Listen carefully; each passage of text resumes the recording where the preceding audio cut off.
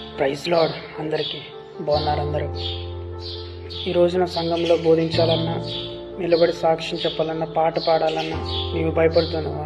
భయపడద్దు. ఇర్మియా భక్తుడు ఇలా అంటుండే కదా, తండ్రి నేను ఇంకా చిన్నవాడిని, నాకు మాట్లాడటానికి శక్తి చాలదంటుండే.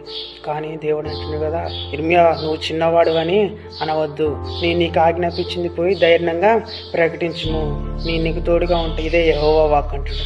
మనకి తండ్రి తోడుగా ఉండండి, దేవుడే మనకు తోడుగా ఉండు. ఈ రోజున ఇర్మియాను పిలిచినట్టు దేవుడు ఈ రోజు నిన్ను కూడా పిలుస్తుండు. ధైర్యంగా నిలబడు, దేవుడు నీకు ఆజ్ఞాపించింది ధైర్యంగా ప్రకటించు.